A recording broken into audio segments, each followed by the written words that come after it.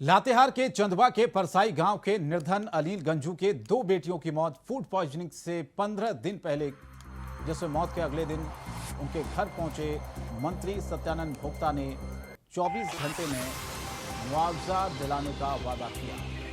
15 दिन बीत जाने के बाद भी अभी तक कुछ भी नहीं मिला। इसी को लेकर प्रतुल शाहदेव आज पूर्व अघोषित कार्यक्रम के अनुसार डीसी कार्यालय के सामने शांतिपूर्वक धरना देने गंजू भोक्ता समाज के लोगों के साथ लातेहार जा रहे थे, लेकिन पुलिस ने चंदवा में ही उन्हें रोककर जबरदस्ती गिरफ्तार कर लिया और अभी तक नजरबंद रखा गया समर्थकों के साथ उनके।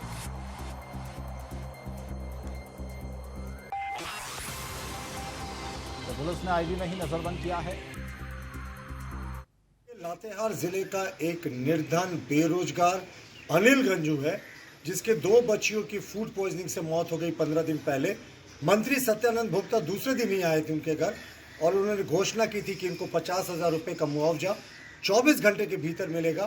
प्रधानमंत्री के आवास योजना के तहत उनको लाभान्वित किया जाएगा। 15 दिन बीतने के बाद भी इस गूंगी बहरी सरकार पर कोई असर नहीं है। अभी तक वो बेचारा मुआवजे का इंतजार कर रहा है।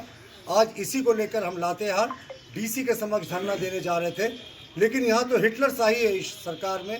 इन्होंने जबरन चंदवा के मोड़ के पास हम लोगों को गिरफ्तार किया। सैकड़ों कार्यकर्ता ये गिरफ्तार कर लिया इन्होंने, लेकिन इन्हें क्या लगता है ऐसी गिरफ्तारियों से हम राष्ट्रवादी दल के कार्यकर्ता नहीं डरते। तो जबरन गिरफ्तार करने का आरोप प्रतुल शाहदेव ने लगाया। प्रवक्ता भारतीय जनता पार्टी के झारखंड के, और लगातार जिस तरह से उन्होंने कहा कि हम वहां पर जा रहे थे लेकिन सरकार ने हमें रोका और फिलहाल वो अपने समर्थकों के साथ वहां पर जिस तरह से उनको गिरफ्तार किया गया है। और लातेहार के चंदवा के प्रतुल शाहदेव साहब हमारे साथ इस वक्त खुद जुड़ चुके हैं, प्रवक्ता भारतीय जनता पार्टी के। प्रतुल साहब, बहुत बहुत स्वागत है आपका। आप लोग जा रहे थे, आपको रोका गया, आपने अभी कहा कि आपको गिरफ्तार भी किया गया। क्या वजह इसके पीछे की रही और क्या मानते हैं आप, प्रशासन सरकार क्यों ऐसा कर रही है? देखिए, प्रशासन और सरकार जब निरंकुश हो जाता है, जब संवेदनहीन हो जाता है, तो ऐसे ही कार्य होता है। हम लोग अनिल गंजू को न्याय देने के लिए सैकड़ों की संख्या में आज सड़क पर हैं। 15 दिन पहले इनकी दो बच्चियों की फूड पॉइजनिंग से मौत हो गई थी, तो उसी दिन मंत्री सत्यानंद भोक्ता ने कहा था कि इनको 24 घंटे के भीतर 50,000 रुपए का मुआवजा मिलेगा, जो कि हम फिर भी कम मानते हैं। और प्रधानमंत्री आवास योजना के तहत आवास मिलेगा। 24 घंटे नहीं साहब, 15 दिन बीत गए। इस निष्ठुर असंवेदनशील सरकार ने अभी तक कुछ नहीं किया। तो आज हम सैकड़ों लोग सड़कों पर हैं और अनिल गंजू को न्याय दिलाने तक ये संघर्ष जारी रहेगा।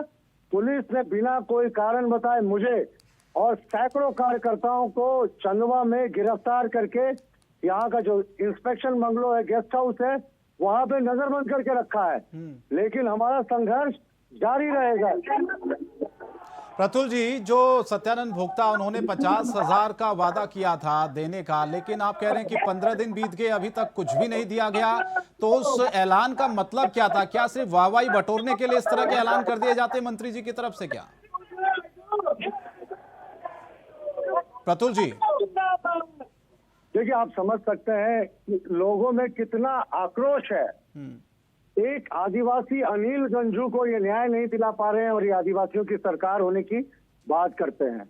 और बेचारे के पास ना भूमि है ना रोजगार, और उससे भी ये सरकार मुंह फेर रही है, वो भी आश्वासन और वादा करने के बाद। इसी वादा खिलाफी के खिलाफ आज हम सड़कों पर थे, लेकिन प्रशासन ने बिना कोई कारण, बिना कोई आदेश दिखाए गिरफ्तार करके जबरन सैकड़ों कार्यकर्ताओं को इंस्पेक्शन बंगलों में बंद रखा है। जी, लेकिन जो मंत्री जी ने वादा किया था 50,000 दिलवाने का, वो तो पूरा नहीं हुआ। फिर इस तरह के वादे क्यों किए जाते हैं? सवाल फिर जनता भी पूछेगी कि क्या वाहवाही बटोरने के लिए इस तरह के वादे कर दिए जाते हैं, क्या दिलासा दिलाने के लिए, जो पूरे ही नहीं हो सकते हैं? देखिए, ये सरकार का ट्रैक रिकॉर्ड है वादा करके वादा खिलाफी करने का।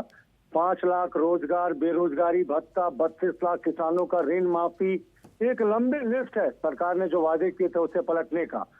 लेकिन अनिल गंजू को तो हम न्याय दिला कर रखेंगे, और आज रात तक राशि उन ट्रांसफर नहीं हुई तो ये आंदोलन अब और व्यापक होगा। बहुत बहुत धन्यवाद प्रतुल जी आपका। और जिस तरह से प्रतुल सहदेव खुद ये कह रहे थे कि आंदोलन और तेज होगा, उन्होंने आगे की रणनीति अपनी बता दी है और लगातार ये कहा है कि जिस तरह से अब प्रशासन और सरकार जो है वो निरंकुश है और हम अपनी बात को अगर रखने के लिए, किसी को न्याय दिलाने के लिए आगे आ रहे हैं तो हमको जबरदस्ती गिरफ्तार किया जा रहा है, नजरबंद किया जा रहा है।